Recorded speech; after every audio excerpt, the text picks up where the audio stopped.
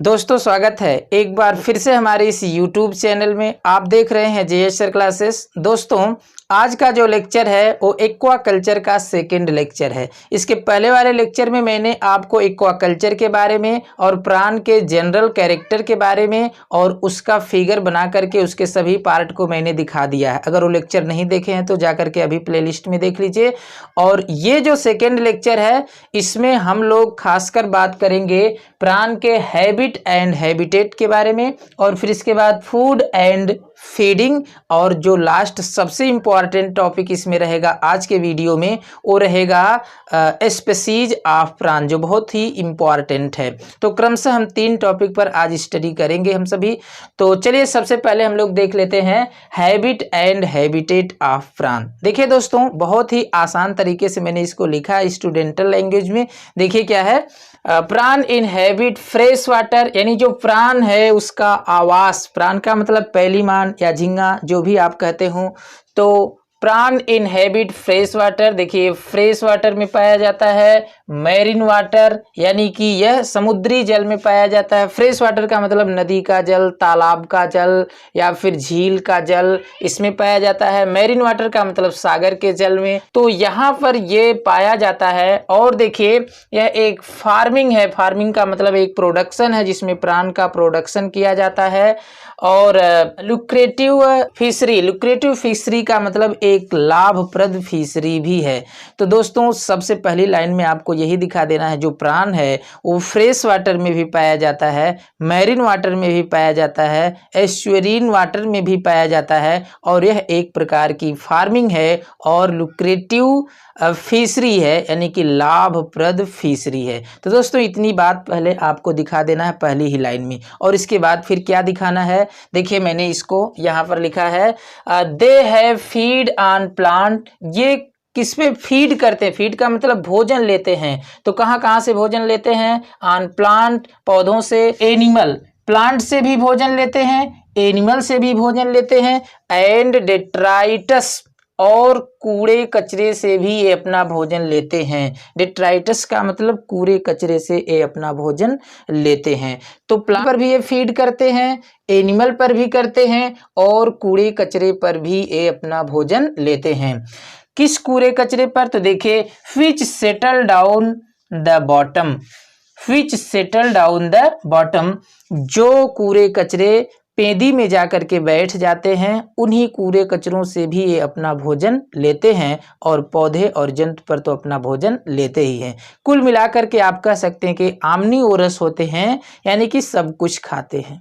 और फिर देखिए क्या है, एमंग मैरीन प्राण, यानी कि जो मैरीन प्राण होते हैं, जो समुद्री जल में पाए जाते हैं प्राण, ओल्डर फाउंड इन डीपर, जो ओल्डर होते हैं, पुराने प्राण होते हैं, वो डीपर वाटर में पाए जाते हैं, यानी कि गहराई के जल में पाए जाते हैं। तो आप लिखे हैं found in deeper such as, जैसे कि 20 से 35 मीटर गहराई तक ये पाए जाते हैं।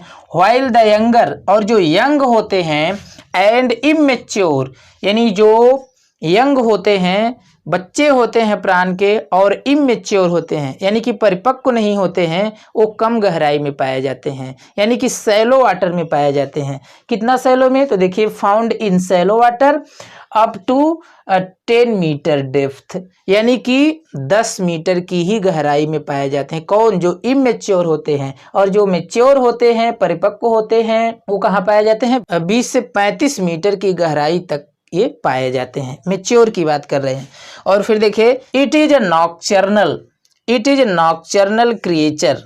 ये जो होते हैं नॉकचर्नल, नॉकचर्नल का मतलब ये रात्रिचर होते हैं। दिन के समय ये पत्थरों के या समुद्र में पाई जाने वाली घासों के आसपास छुपे रहते हैं, और रात्रि के समय अपने भोजन की खोज में निकल जाते हैं। तो इसी बात को देखिए यहाँ पर लिखा गया है, इट इज नॉकचर्नल क्रिएचर, और ये जो है रात्रिचर प्राणी हैं। हीडिंग एट द बॉटम, और ये बॉटम में, बॉटम का मतलब तली में, पेदी में, पेदी में क्या रहते हैं, हिडिंग, हिडिंग का मतलब छुपे रहते हैं। ड्यूरिंग डे, ड्यूरिंग डे का मतलब दिन के समय, एंड कमिंग टू सरफेस और सतह पर आ जाते हैं एट नाइट यानी कि रात को इन सर्च ऑफ फूड। किस लिए आ जाते हैं?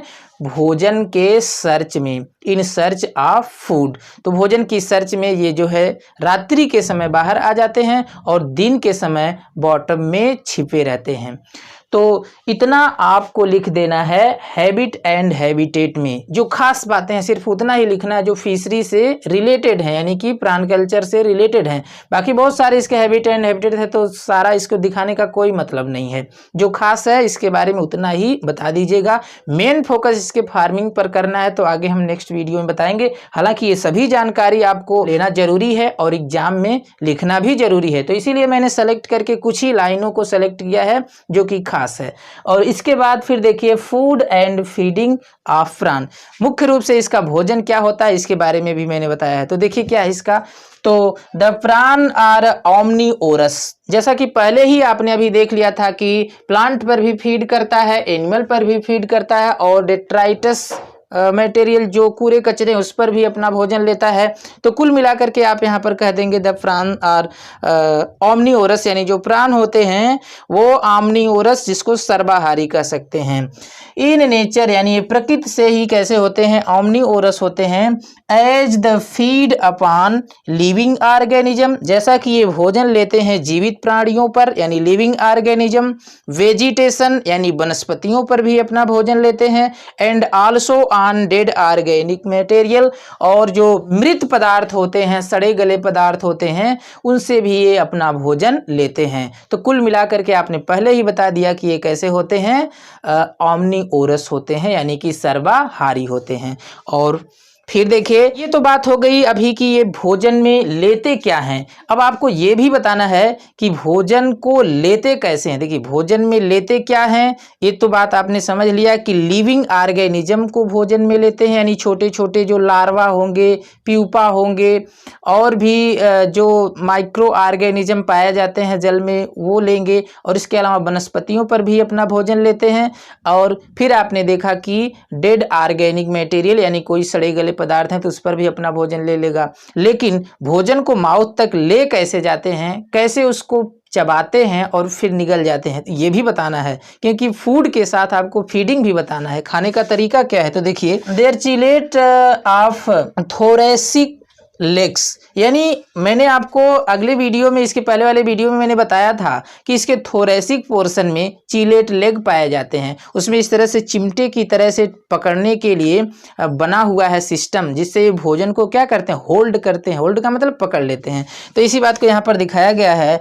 There chelate of thoracic legs, यानी जो इनका थोरेसिक लेग होता है उसका जो चिलेट है, चिमटा है, होल्ड द फूड, वो भोजन को क्या करता है, पकड़ लेता है, food material, and approach to the mouth, और पकड़ करके माउथ को दे देता है।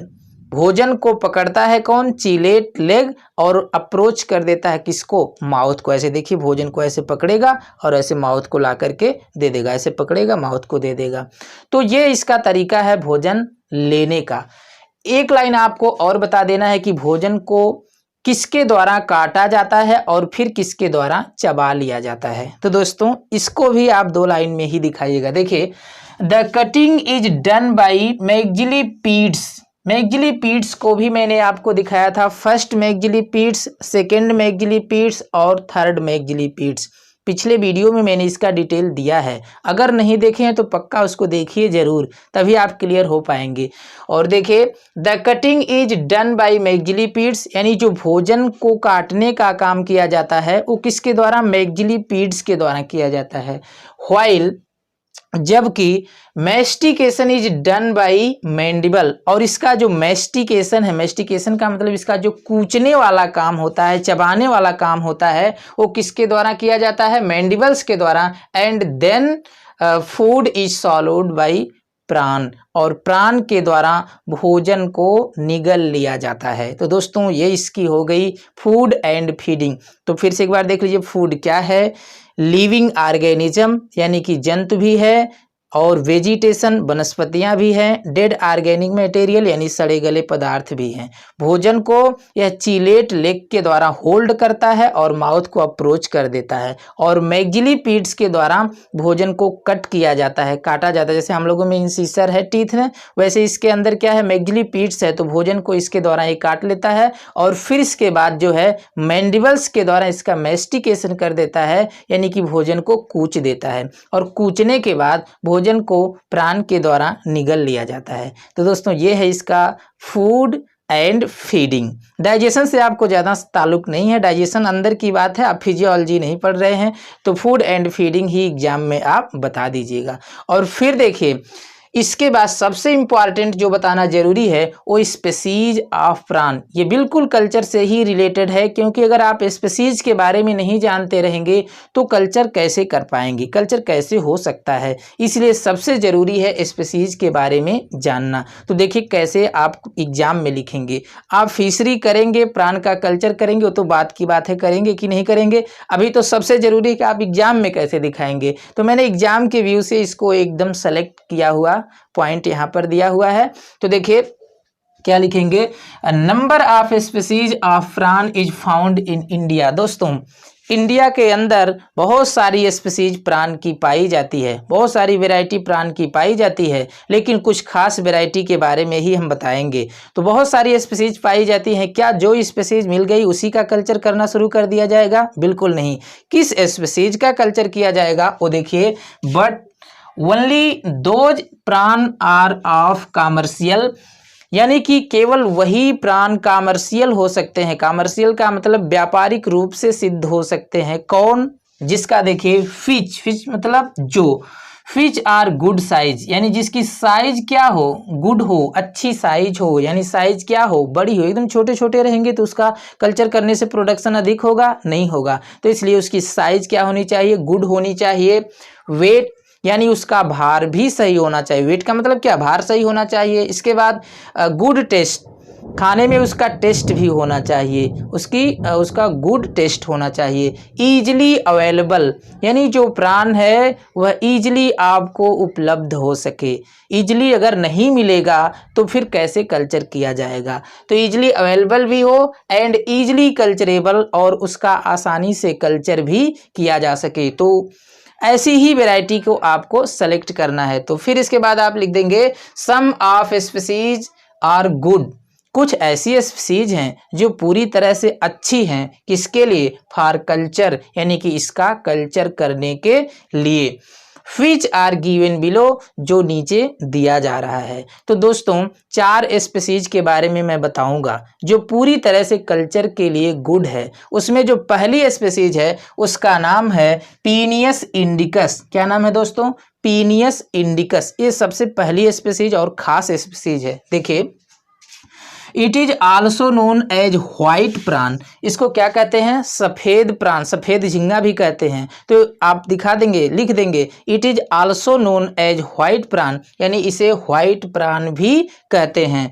It is found in east west coast, यानी कि यह जो है ईस्ट वेस्ट यानी पूर्वी और पश्चिमी कोस्ट, कोस्ट का मतलब तट वाले क्षेत्र में पाए जाते हैं। एज पूर्वी और पश्चिमी तट पर पाए जाते हैं। एज वेल एज, और उसी प्रकार से एस्चुअरीन, और एस्चुअरीन में भी पाए जाते हैं। एस्चुअरीन मैंने कई बार बता दिया है। और इसके बाद it is most common species, यह बहुत ही कॉमन स्पीसीज है। मैंने तुरंत ही बताया है, अभी स्पीसीज का नाम लेते ही मैंने बताया है कि यह पूरी तरह से कॉमन स्पीसीज है।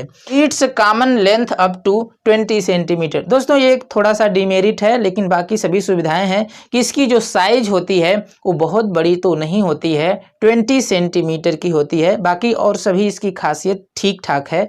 तो ये पहली स्पीसीज है पीनियस इंडिकस। और इसके बाद हम दूसरी स्पीसीज के बारे में आपको बता रहे हैं जिसका नाम क्या है? पीनियस मोनोडन। पीनियस मोनोडन जो स्पीसीज है वो क्या है, इसके बारे में लिख देंगे it is commonly known as tiger prawn. पहले जरूर आप दिखाइएगा दोस्तों, कॉमनली क्या कहते हैं। जैसे पीनियस इंडिकस को क्या कहते हैं? कॉमनली नोन एज व्हाइट प्राण। और पीनियस मोनोडन को क्या कहते हैं? कॉमनली नोन एज टाइगर प्राण या जियांट प्राण भी कहते हैं। जायंट प्राण, यानी कि साइज इसकी क्या है, अधिक होती है, अभी आप देखेंगे। और फिर देखिए, it is largest marine prawn found in coast of India. दोस्तों, इंडिया के तटीय भागों में यह प्राण पाया जाता है और मोस्ट लार्जेस्ट है, सागर के लिए क्या है, मोस्ट लार्जेस्ट प्राण है। समुद्री कल्चर में के लिए यह मोस्ट लार्जेस्ट है, यानी ज़्यादा लंबा है। Prawn found in coast of India. इसके बाद लिख देंगे it attain length of 30 centimetre. जैसा कि मैंने अभी बताया कि इसका नाम क्या है, टाइगर प्राण। टाइगर प्राण का मतलब कि जायंट प्राण है, जायंट यानी कि जो साइज में काफ़ी बड़ा होता है। और आपने देख लिया कि अभी पीनियस इंडिकस जो है वो कितना था, 20 सेंटीमीटर का, और पीनियस मोनोडन जो है वो कितना है, 30 सेंटीमीटर का, यानी कि अच्छी साइज है इसकी। तो दोस्तों, दो स्पीशीज के बारे में मैंने यहाँ पर दिखा दिया है। अब इसके बाद इस बोर्ड पर जगह नहीं है तो हम इसको मिटा करके और दो स्पीशीज के बारे में मैं और बताऊंगा। दो स्पीशीज इसकी और हैं, तो आप दोस्तों इसका स्क्रीनशॉट करिए और फिर इसके बाद हम तुरंत अभी दो स्पीशीज के बारे में और बताते हैं। तो स्क्रीनशॉट करिए, फिर तुरंत हम मिलते हैं।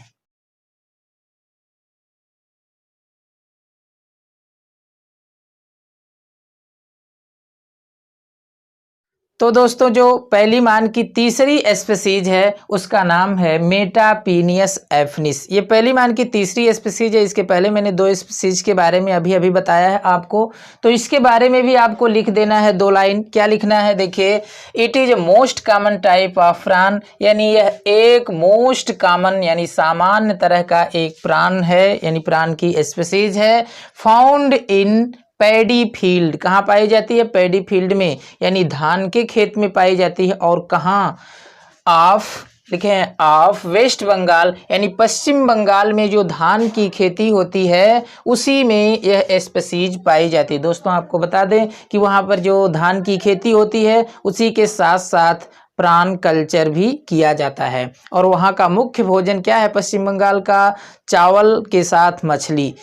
तो दोनों काम एक साथ हो जाता है। और इसके बाद है it attain length of 30 centimetre at fully maturity. दोस्तों, जब यह पूरी तरह से मेच्योर हो जाता है, फुल्ली मेच्योरिटी का मतलब पूरी तरह से मेच्योर हो जाता है, तो यह साइज को अटेन कर लेता है, कितना अटेन कर लेता है, 30 सेंटीमीटर, यानी 30 सेंटीमीटर का हो जाता है, जो पहली मान के लिए एक गुड साइज है, एक अच्छी साइज है।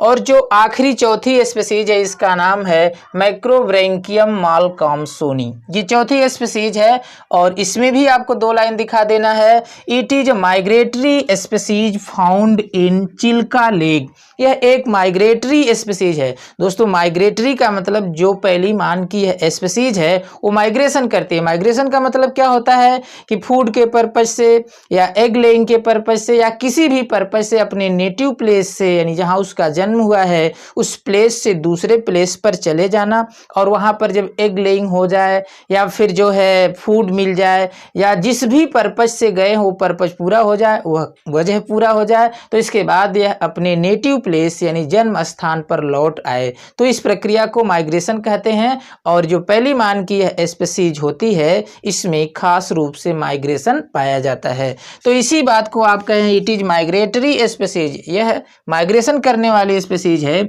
और कॉमनली फाउंड, सामान्यतः कहाँ पाई जाती है, इन चिल्का लेक, यानी जो चिल्का झील होती है उसमें यह स्पीशीज पाई जाती है। चिल्का झील का नाम आप सुने होंगे, ओडिशा में है। और फिर एक लाइन इसमें बता देंगे आखिरी में, it attain maximum length of 50 centimetre, यानी कि अगर यह मेच्योर हो जाता है तो इसकी जो लेंथ है यानी जो लंबाई है वह 50 सेंटीमीटर तक पहुंच जाती है, जो बहुत ही अच्छी साइज है। तो दोस्तों, ये रहा पहली मान की सभी स्पीशीज का डिस्क्रिप्शन। तो इसी सीरीज में मिलते हैं फिर एक नेक्स्ट वीडियो में। पूरा वीडियो देखने के लिए, लाइक व शेयर करने के लिए दोस्तों बहुत बहुत धन्यवाद। Thank you very much.